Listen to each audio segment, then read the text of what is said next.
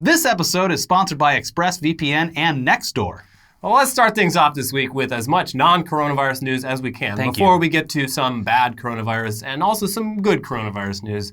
Now, first up in non-coronavirus news, aliens are real? The Pentagon confirmed it? What? Well, you may have missed it in the chaos of this global pandemic lockdown, but earlier this week, the Department of Defense declassified some video footage taken by Navy fighter jets featuring physics-defying unidentified flying objects and absolutely bewildered pilots being like, what the heck is going on here? What is that thing? Yeah, wait, hold on though. These are the three leaked videos that Tom DeLonge's organization, To the Stars Academy, these are the ones that they released all the way back in 2017 that people even at the time were like, oh yeah, UFOs, okay, whatever, yeah, I don't care anymore. That's true. Yeah. I mean, and didn't the Navy admit back in September that these videos are real? Yeah, they did. So I guess the question would be, how is the DoD admitting that these videos are real new information right now? I guess it really isn't. But anything to keep us going while we're at home. Cool. Well, at the very least, the three videos titled Gimbal, Fleur, and Go Fast are now officially declassified. Though that's pretty meaningless given that these have been out there for years and the Navy has already came out and said that the footage is real. Everyone, they kind of already knew that and just kind of passed us by because the past couple of years, nothing surprises anyone anymore. Look, I'm busy, Department of Defense. Yeah. Well, when they first came out, it was during a holiday break for a lot of people. So it's just like, listen, I'm with my family right now. Yeah. I don't need to bring any UFO conspiracy theories to the table. My dad believes 5G is like, giving us all brain cancer. Can you leave the UFO stuff for another time? I'm sure Tom DeLonge was very upset that more people weren't as excited back then when these were released. Oh, man. My life's work! Oh, man!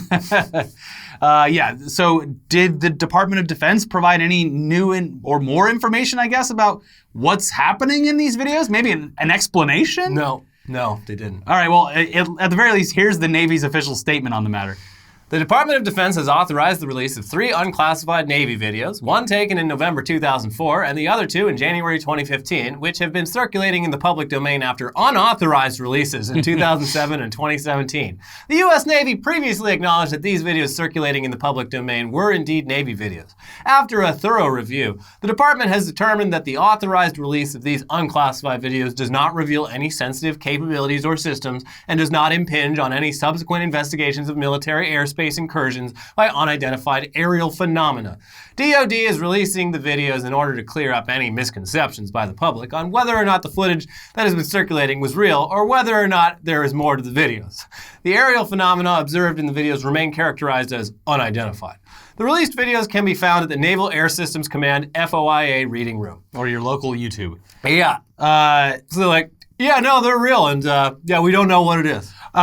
So 2 things. They're just like, essentially admitting that this isn't any of their technology that they're able to harness and use because they're not leaking it and hoping that people don't reverse engineer it or something. Well, I think they were more talking about like their HUD systems, although they would have known, a quick glance be like, okay, yeah, we're not using it. Yeah, these would have been taken off the internet immediately. Yeah. And secondly, however way you want to chop this up, this is literally the government admitting that UFOs are real by the definition sense. Unidentified aerial phenomena. Okay. UAF? Yeah. Or UAP? UAP. Yeah. No one said UFOs. They are literally unidentified UAPs. Flying objects. Aerial phenomenon, sir.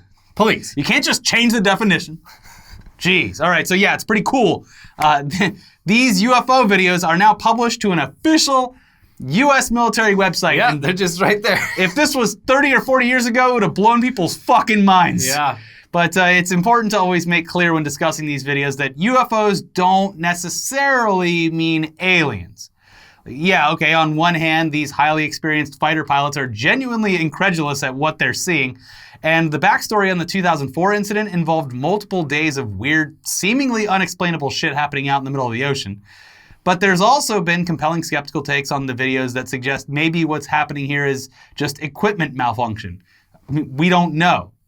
There's a lot of potential explanations, though, and they don't all include aliens, though it would be very cool if it was, in fact, aliens. Yeah. I mean, this footage is pretty crazy, especially hearing the pilots just being like, what the fuck is going on? Yeah. Because, you'd think they'd have seen it all. But no. the thing that stops me from fully embracing the idea that these are alien encounters is that if the government really had a good handle on this situation, if they knew that aliens are real and we've encountered them a bunch of times, we would have heard the president talk about it at some point during...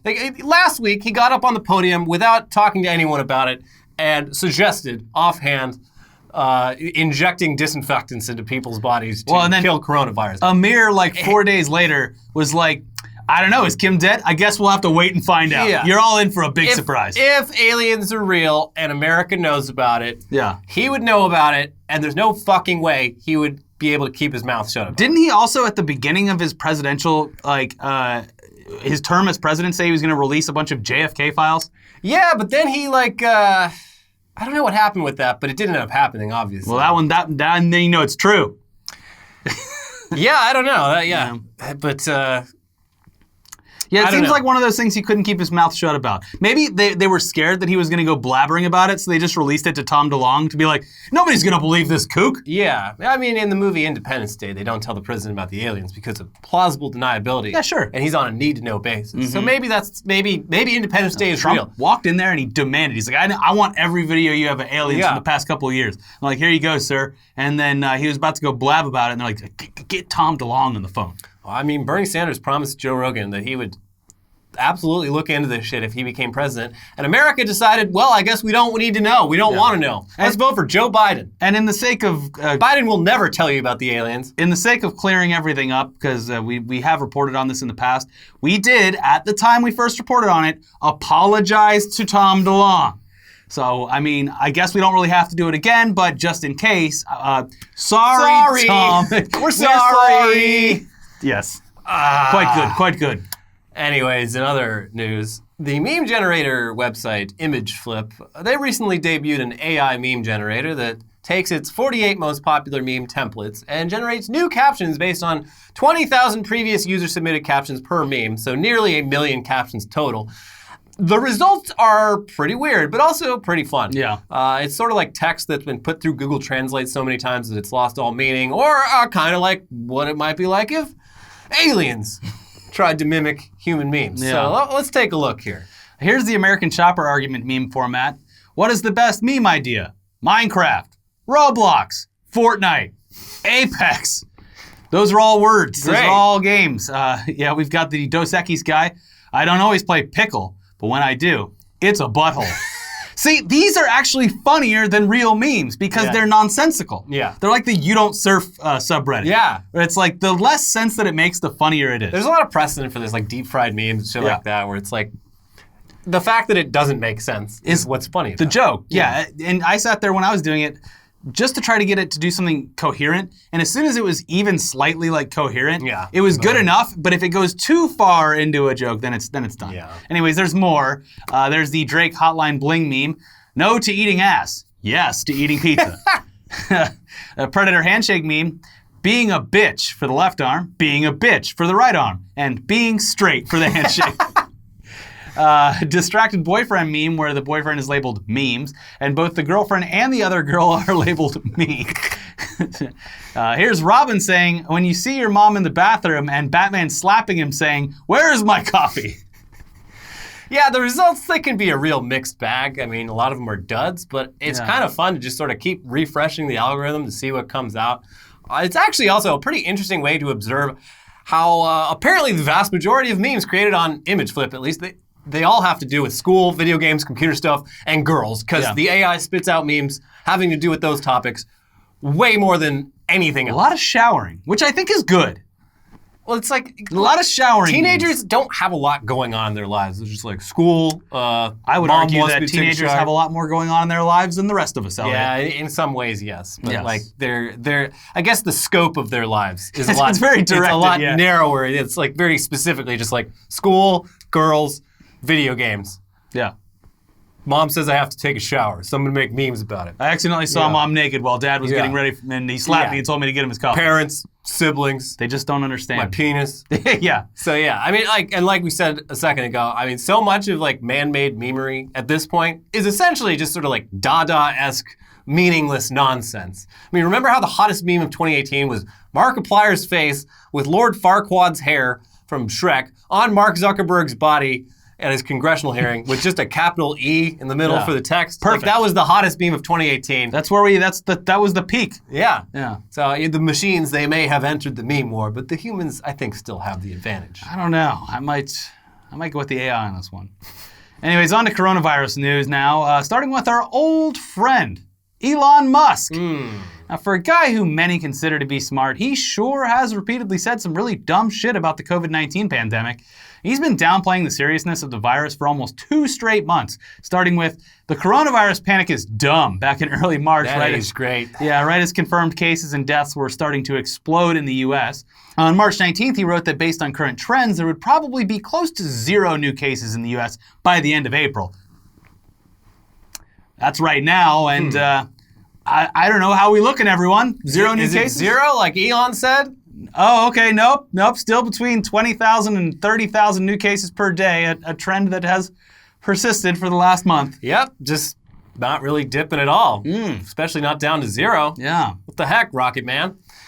He also tweeted out that he tweeted out that hydroxychloroquine paper that started this whole stupid fucking trend. That paper that was debunked so quickly that like Twitter and Google Docs removed it because they're just like, oh god, people like Elon are tweeting this out, gonna get someone fucking killed. Yeah. He posted links seeming to imply that he thinks that COVID-19 cases and fatality numbers are being artificially inflated by greedy hospitals for money. And also, who could forget when Elon Musk had to be told by randos on Twitter that there was in fact a ventilator shortage, which is something that anyone with even a passing knowledge of this situation would have known already.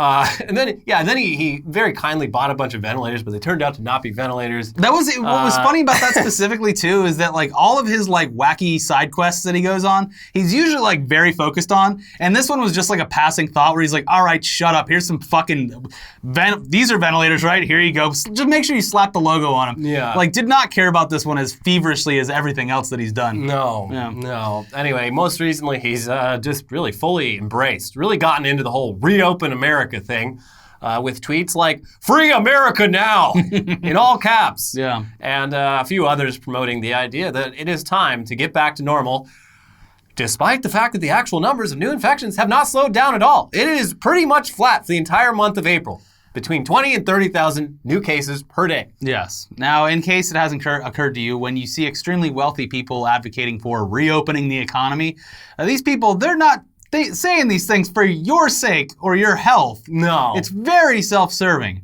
They're losing money, and they would very much like their employees to go back to work, even if that means some of those people may get sick and die. And back in March, the Tesla factory in Fremont, California stayed open after the state's shelter-in-place order, despite Tesla being told directly that they are not considered an essential service. It took 5 days of Tesla's lawyers arguing with state and local officials before they finally shut down operations. With Alameda County's shelter-at-home order originally scheduled to go until May 4th, Tesla still, for some reason, tried to get their Fremont employees to come back to work a little bit early on April 29th. Cool. The county officially extended the plan further, so I guess that's not as good of an idea now. But it's like, he had a fucking deadline. He's like, cool, May 4th, sounds great. But what if we went back to work a week before that? Like, what are they gonna do? Send us home? Well, we tried, folks, right? Jesus fucking Christ. Maybe we can get a couple cars done while we're here, before they break down the doors. What do you mean my car company isn't essential? Yeah. Fuck off. And yeah, I mean, look, it sucks that Elon's workers can't build the cars for him. But also, no one is building cars at any auto plants anywhere in America right now. Yeah, in fact, there's parking lots of stadiums and airports and stuff just filled with cars that can't sell or are rental cars. Yeah, people aren't building cars. Also, people aren't buying them. No. And every other big auto company in America, both foreign and domestic, anyone who's building cars here, they all shut down production in mid-March, right when the government, the state and local or whatever, said, please stop doing that. Yeah. It's been indefinite. They're not tugging at daddy's fucking coat sleeves being like, can we please open our factories? They're actually like contributing to the fucking effort by building like essential supplies. Tesla's a startup. We're just trying to break the mold here a little bit, crack it open and just see what we can do. We run the company a little bit different. Yeah, they do. Yeah. But so it's Elon, that Silicon Valley mindset. Elon's not like these other car company CEOs. And one thing that's different about Elon, among plenty of things, is that in his CEO compensation package, it says that he gets the option to buy about 1.7 million Tesla shares for $350.02 a share if Tesla's market capitalization averages at least $100 billion over a consecutive 6-month period. Now, that would translate to a profit of around $725 million for Musk. But currently, the 6-month market cap average for Tesla, it's at around $97 billion, just barely shy of that $100 billion average that he needs to get all that money. So I don't know, maybe Elon Musk just wants to reopen America so his fucking stock price goes up a little bit and he can add $750 million to his fortune. Maybe it's that simple. But it could be anything. It could be anything, but it might be that. No, I really need that $750 million for my new alien son. This guy doesn't fucking care about you. No.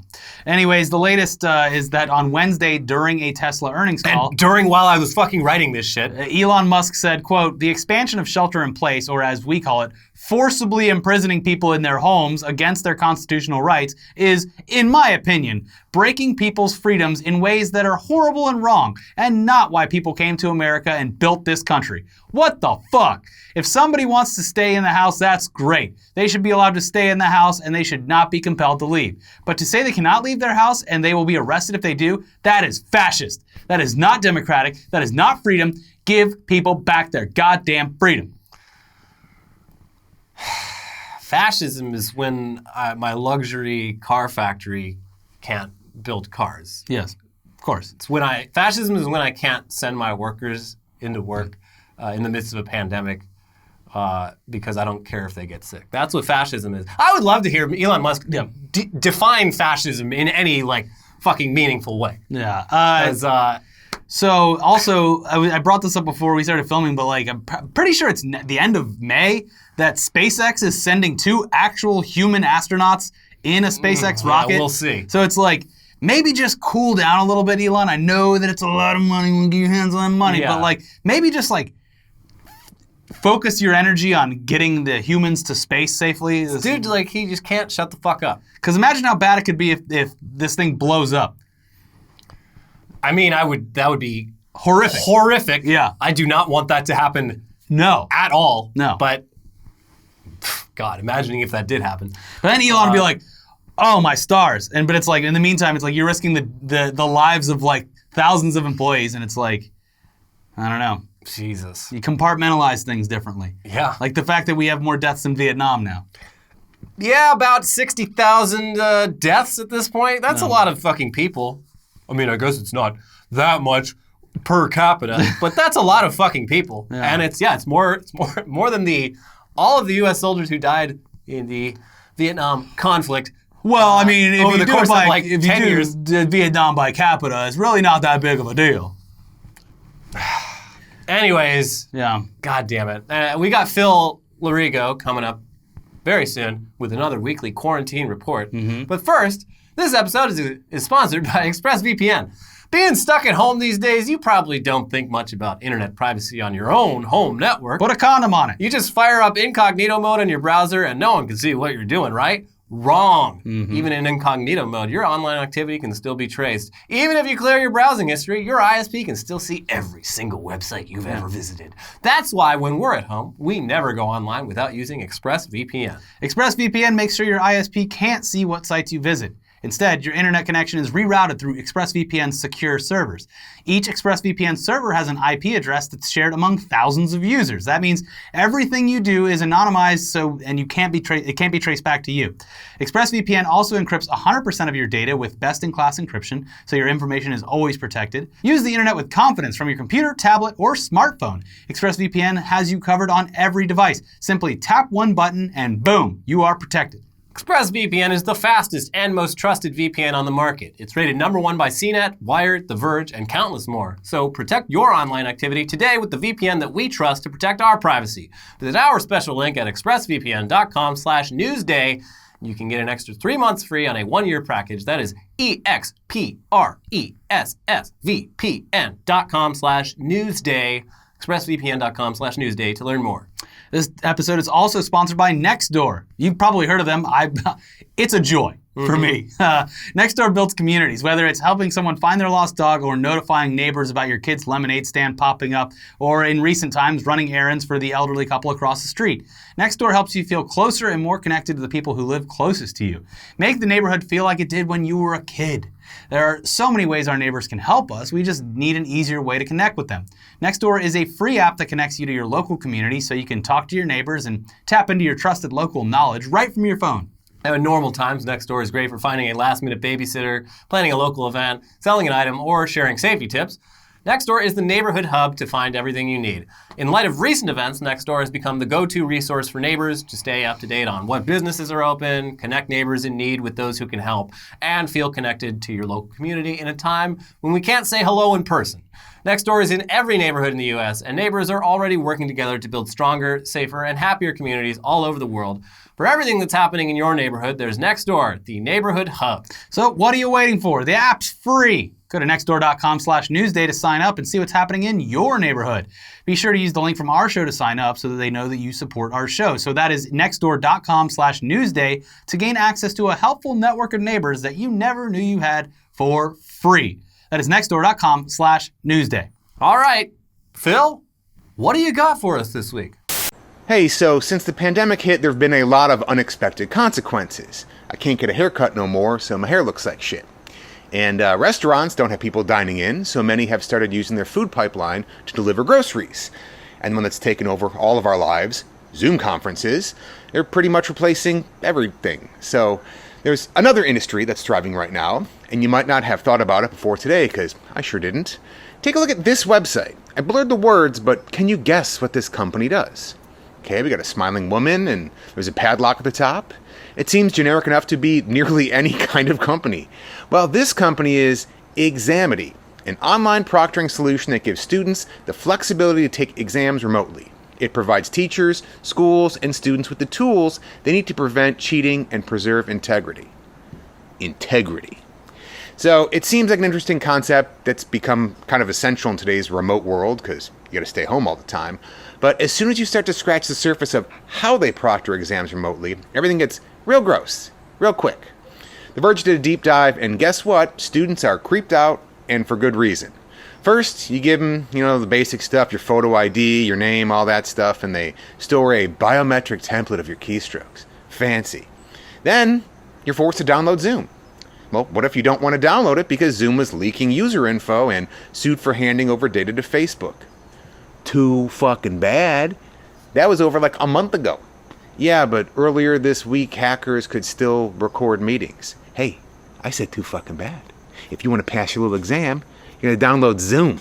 Then once you connect, after you've downloaded Zoom, and give the remote proctor access to your computer, you have to use your webcam to show them a 360 view of the area where you're taking the test.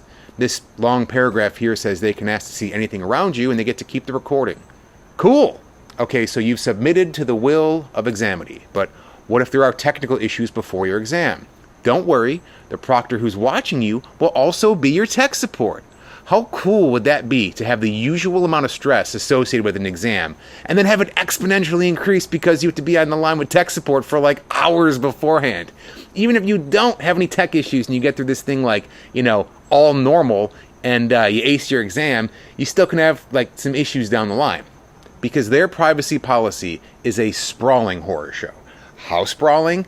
I pasted it into Word and it turns out it's 18 pages long. Here is the crown jewel in an already offensive privacy minefield.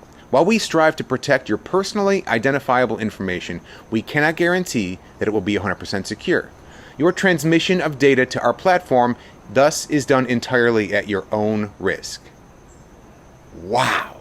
So not only do they direct you to use Zoom, a problematic video chat program full of its own security problems that they have completely absolved themselves of, but then they give you the old, look, we might not be secure, and even if we aren't, you willingly gave us your info because your school contracted us. And if something happens down the line and your info leaks, that's on you because you wanted to pass your exam.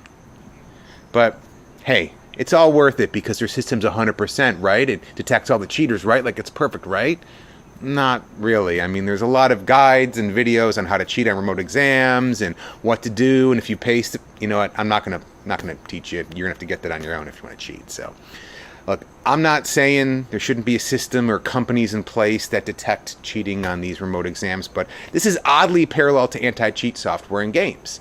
Look at Valorant, Riot Games' newest shooter, which is in closed beta, but their anti-cheat software Vanguard is in full effect. Like, so in effect that Vanguard installs a kernel-level driver at ring 0, giving it full system access. This means that, while unlikely, Vanguard could do anything it wants to your system and send it over to Riot Games. But most likely, if there is a vulnerability in the software, hackers could exploit Vanguard, and then they would also have access to your full system.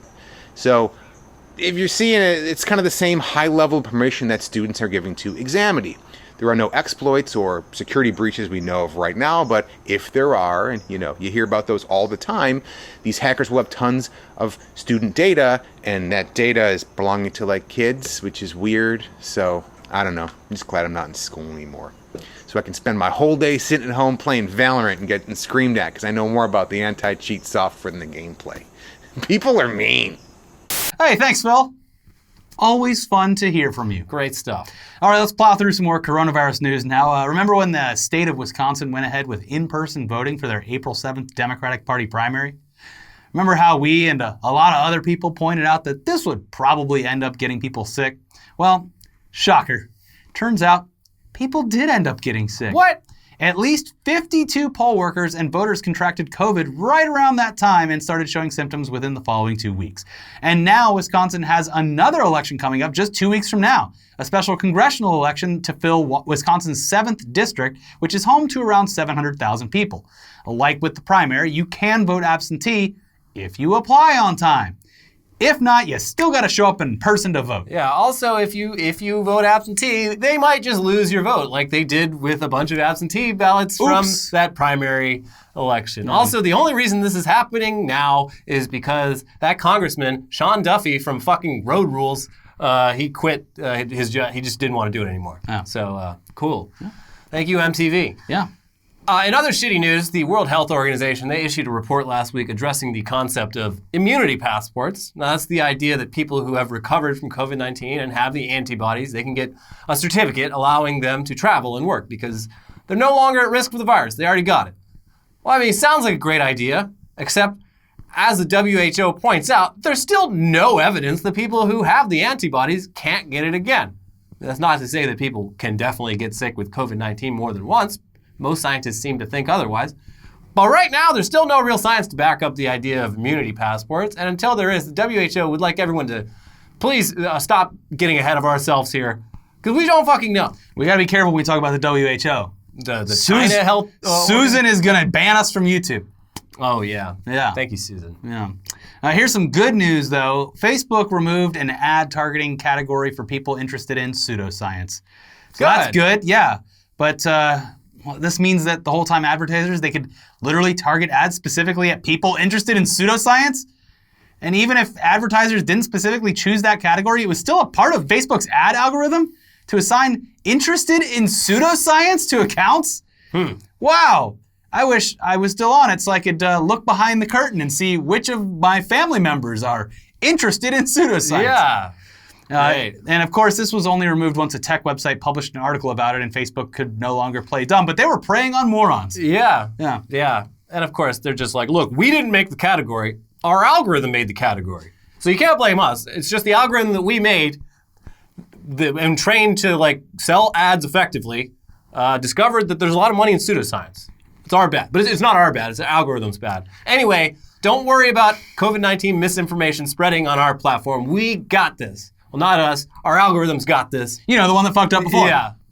Well, anyway. Fun times ahead in the future where you can blame everything on an algorithm. Yep. In other good news, it would seem that Airbnb is in some serious trouble. Yeah. The whole travel industry is kind of fucked right now, but the Airbnb situation is particularly grim, at least for the Airbnb hosts, because a lot of them are people who just bought up dozens of properties specifically to use as short-term rentals, and now they're about to default on their dozens of mortgages because no one's traveling, which is good, actually. Yeah. Airbnb, it was supposed to be a way for people to like rent out their spare rooms in their guest houses, not completely clog up and ruin the housing market. In LA alone, there's literally tens of thousands of entire houses and apartments being used solely as Airbnbs.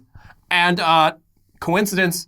Probably not. The cost and availability of housing here in LA is fucking terrible. It's gotten especially bad since Airbnb has gotten more and more popular. There's one on my street specifically that made the actual monthly price of rent so astronomical that it wouldn't make sense to live in it. And it's all Airbnbs because I've seen it on Airbnb. Yeah. It's a very fun thing to do. Go around, maybe not now, it won't be as accurate, but about 6 months ago, looking around your area for Airbnb rentals, because it was about double the price of a typical apartment in that area. Yeah. I Like, mean, like owning a house money. Like ridiculous. and it's a great investment until it's not. Until it's not. And I'm sorry, I can't find the sympathy in my heart at all for people that made the housing market fucking terrible by creating scarcity. By owning a bunch of illegal hotels, essentially, and now they can't pay their mortgages. But yeah, in the LA situation, it's true in most cities in the world, where at least cities where the government hasn't severely cracked down on Airbnb rentals. So yeah, I'm sorry that the bank is probably going to seize all your properties from you. But as one Twitter user said, if I didn't want to have to pay 22 mortgages at once, I simply would not have set up 22 Airbnbs. Oh my God. It's just like, it's so frustrating because it's like, okay, there are normal people behind this that are going to be financial destitute, but it's like, they did take the risk on setting up essentially, and the worst part of it is like, yeah, it sucks that people are losing money, but it also sucks that the fucking housing market in major cities is so astronomically priced. I can't move. I can't, in any other fucking place, except for like LA, San Francisco, or New York City, I would have bought a house like a year ago. And that is still just like an impossible dream for me in Los Angeles, because anytime anything goes on the market, some fucking dickhead buys it and starts renting it out as an investment. It's a source of income.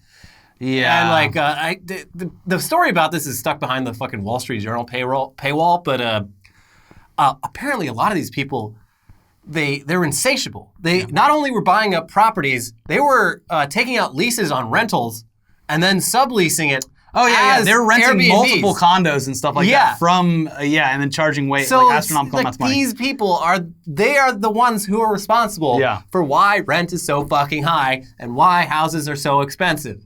Yeah, why you can't find a place to live. I remember specifically in the article, because I read it, it was like they were talking about like, well, people don't know how much it actually costs to run this. I have cleaning crews and maintenance fees, and I'm just like, so then why are you charging, because I've done Airbnbs for like birthday parties and stuff. It's like, so why are you charging me a $200 cleaning fee if you're the one that's paying for this cleaning fee? Like, where does this money go? The last Airbnb I stayed at had it was like a 3-day stay, and there was at least $100 in fees tacked on at the end. So I don't want to hear any of these fucking people complain about, oh, the cleaning, like, we pay for that. Yeah. The people staying there are paying for that. You're not paying for shit. Yeah. You have a nest egg that happens to be stinking up the rest of the neighborhood. Fuck you. It should have been for guest houses and spare rooms. Yeah. That's why it was invented, not to ruin the housing market. In a lot of places, like when I was in New Zealand, every place that I stayed at was either like a guest house, a spare room, or an apartment that someone wasn't using that had like a room locked up that had all their shit in it. Yeah. Yeah, well, anyways, I hope that something changes, but the fact of the matter is the market's been going like this for a while, and when they build a new place, they're like, oh, wow, people will pay these prices. Yeah. So that they start go up. Yeah. Nobody, they built a new one near me, and no one has moved in, and I called to check the prices and almost laughed when I heard them. I'm not fucking exaggerating. Not exaggerating. 2-bedroom, 1-bath, $37.50 a month.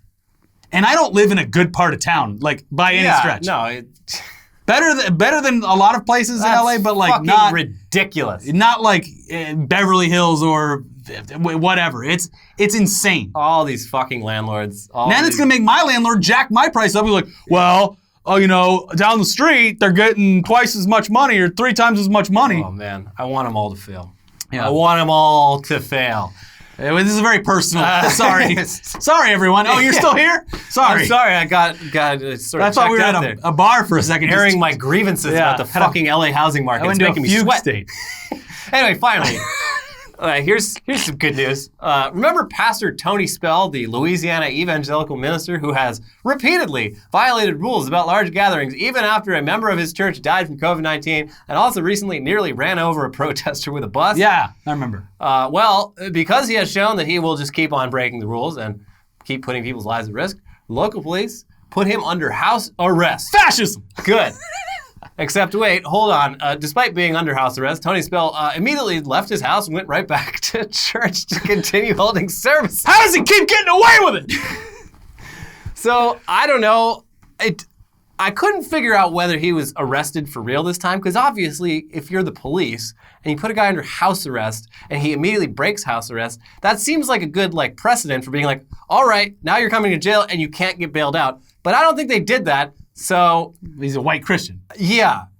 But yeah, meanwhile, the local police department, they did have to issue a statement asking members of Tony Spell's church to please stop spamming their phone number because people with actual problems weren't getting through.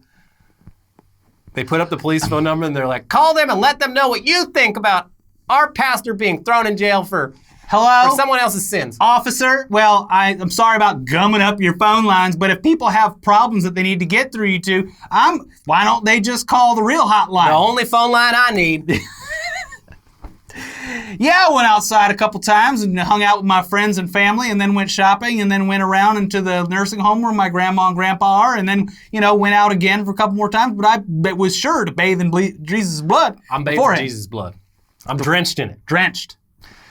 Whew. All right, that's our show. Yeah. It's getting sweaty in here. It's very hot. Watch our most recent episodes. We did a stream with Spool. Oh, yeah, we streamed with our old friend, Sean Spool Pool. Yeah, his situation is interesting, yeah, so you'll want to learn about that over there. He got stuck on the wrong side of the border. He's having a bit of an international incident. He is. And then if you missed our most recent Weekly Weird News episode, check that out. Right over there. Yeah. Have a good one. Bye-bye. Bye.